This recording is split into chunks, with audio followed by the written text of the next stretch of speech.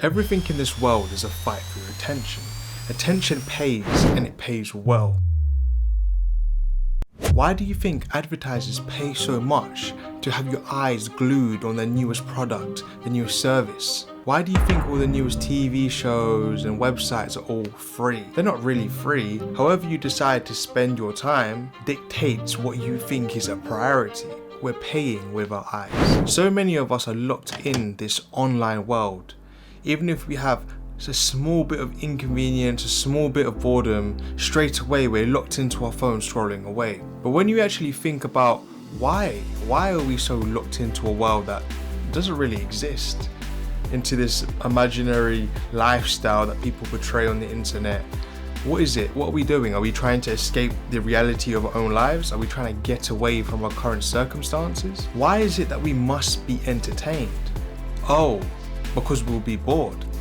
But how can you be bored when there's actually so much to do? Whether that's any hobbies or interests that you want to endeavor in, any projects that you have going on.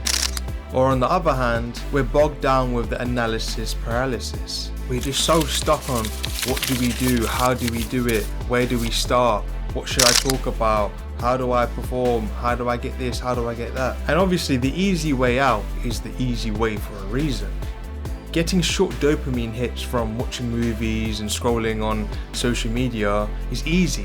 It's second nature at this point. It's so common just to pick up your phone just without even thinking about it. It's just muscle memory.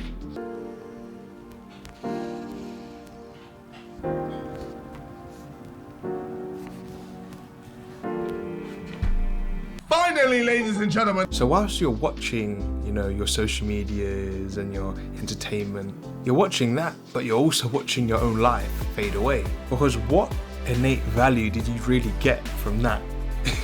From that 2 hours that you spent staring at that screen, what did you actually gain from it? Like fundamentally, what did you actually gain from it? You didn't get anything from it really. Let's be real, unless it's some sort of educational, something that's actually gonna help improve you. You're there just for cheap entertainment and cheap thrills, which is just cheap dopamine hits. Traveling to Moskaya in But you didn't really progress in anything. You didn't do the thing that you said you was gonna do today. You didn't do anything. What's the matter with you? Tomorrow. Let's do it tomorrow. There is no tomorrow. There is no tomorrow. There is no tomorrow. You just watch other people online doing stuff with their lives. Oh, that's a cute baby. Thanks. I shouldn't laugh at people's phobias. Whereas you're just, a spectator.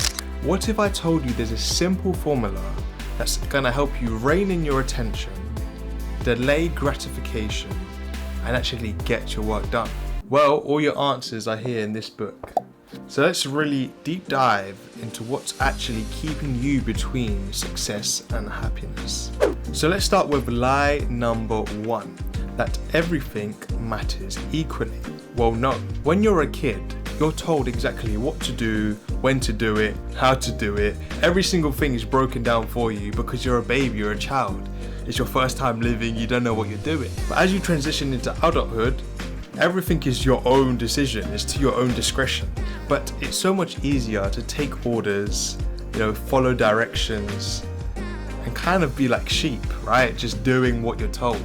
This means we usually fall onto what feels comfortable rather than what is the best decision for the occasion. Which means that the best decision is just swap for any decision that is easy for you. It's the easy way out. So even though in our heads we had the right mind of trying to be productive, we actually become stuck in a comfort bubble where everything feels safe and secure and you're doing things that you love, even though, that should kind of trigger warning signs that right now you're not doing something you're supposed to be. Like if you actually think about it, when you're at work or you're at school, if you're laughing, your teachers look at you and they're like, why are you so happy for? Like, you shouldn't be this happy right now. It's kind of like if it's too good to be true, it is. So just think about that. If you're feeling right now, oh, this is alright, it's kind of good. That means you're not really pushing yourself. Lie number 2 is quite a common one, that working harder is working smarter.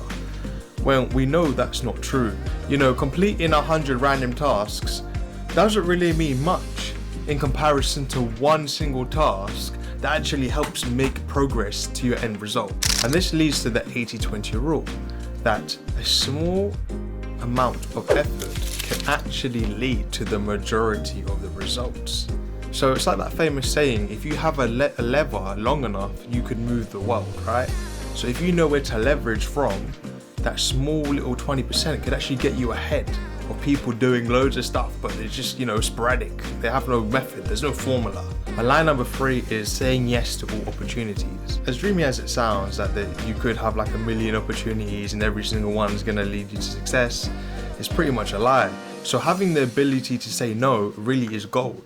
It's our first time living, like I'm sure it's your first time living, it's my first time living. We wasn't given no instructions or manuals of what to do.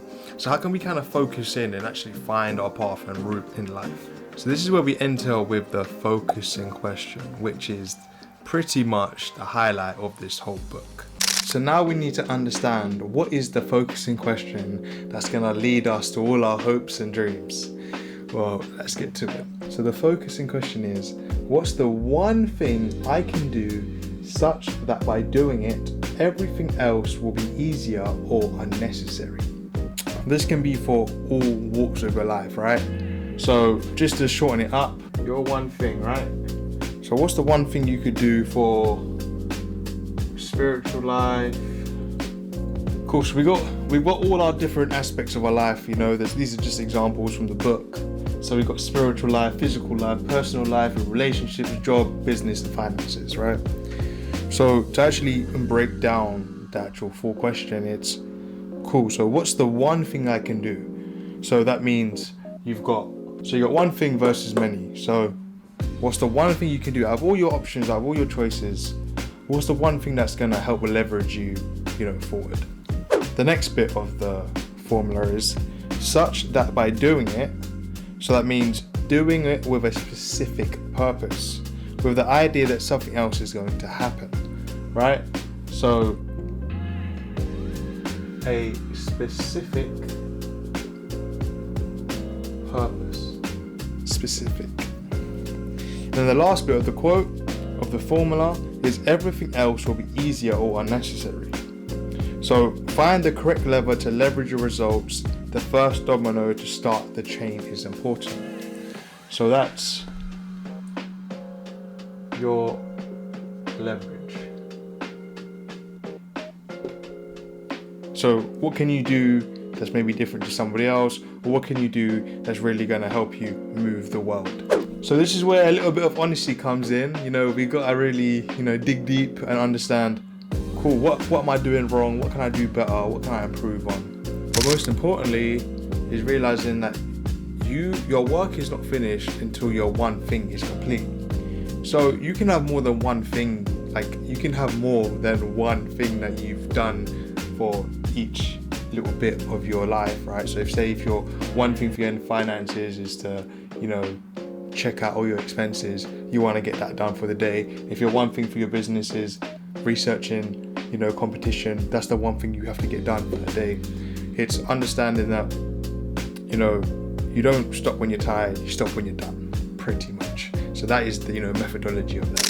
So let's try to use a little real world example. So say if I want to use this formula for growing my YouTube channel, we can use this as a future little reference for when I make it one day. For YouTube, you'd say, cool, instead of what's the one thing, you say for YouTube. So for YouTube, what's the one thing,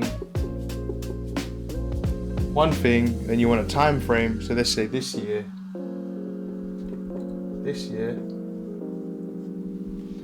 So YouTube, one thing that we can do this year, so that by doing it, everything else will be easier or unnecessary. So we have a question now we need to find the answer for it. So we need to think of something that's big and specific. So what's a big and specific goal that we can reach for to help us actually get the answer to our question? So a big and specific goal would be, what can I do to retain my audience's attention by 50% on my channel? And obviously, as we talked about before, we understand the gravity of attention and how important it is. It really goes on theme. I don't think you understand the this gravity question, of the situation. This little goal of mine. Well, this big goal of mine. So we got retain. So now to mesh it all together, we've got what's the one thing I can do to retain retention by 50% this year, such by doing it, everything else will be easier or unnecessary.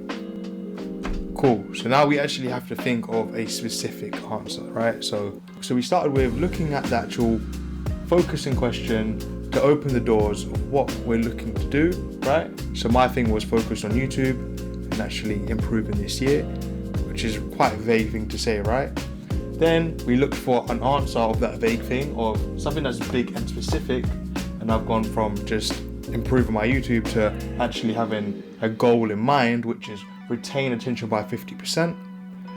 And now that we have the full question, so my answer to retaining retention, obviously after thinking about it, would be to improve my storytelling and improve my editing to actually hold my audience for a longer time.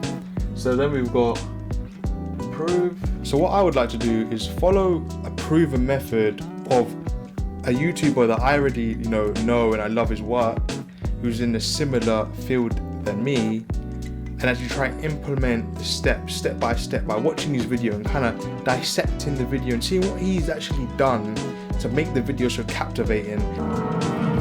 Hello there. Hey guys. Hey. Okay. What he's done to make me kind of even lose track of time. That my attention is so lasered in that I don't even have time to look at my phone. I don't even have time to think about other things. So that would be my first step, is to really understand the process of what does he do that I'm not doing. And once I've actually kind of developed the skill set to be able to do that and perform at the same level he is, or even close to, that's where I feel like I can start to add my own flair and really stretch beyond, put them together, stretch beyond. And look, so we broke it down to improve storytelling and editing, right? But we can break that down again if you wanted to. What's the one thing I can do to improve my storytelling that will change everything, right? What's the one thing I could do to improve my editing that will change everything? So one thing might be the constant moving of effects that he has going on. He doesn't really have much still frame, imagery. Even if he's sitting down, there's like zooms going on, there's B-roll, there's effects. So maybe having that, really painting that whole story is something that I'm missing out on. So following the theme of having a structure and having a path, there's a nice little snippet from Alice in the Wonderland in the book, and I really resonated with it. I thought it was quite cool. But I just wanted to ask you which way I ought to go. Well, that depends on where you want to get to. Oh, it really doesn't matter. As long as I can... Then it really doesn't matter which way you go. So we can really understand that if you don't really care where you're going and you don't really, put that effort in to understand the correct path and the correct way, then it doesn't actually really matter what way you go, because you haven't planned anything. So you're preparing to fail, right? If you fail to prepare, it means you're preparing to fail. So you say you have a starting line here and your goal's over here. If you even change by 1 degree, you could end up 2 miles, off course.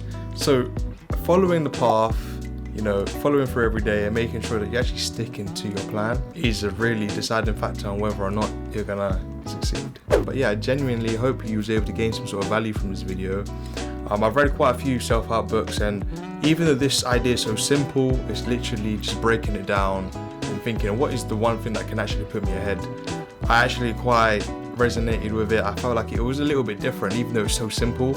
I feel like sometimes other books kind of do too much, they get a little bit too, in the clouds, and they kind of just spew off the same things. Like some books are just the same, just repeat, but in different words.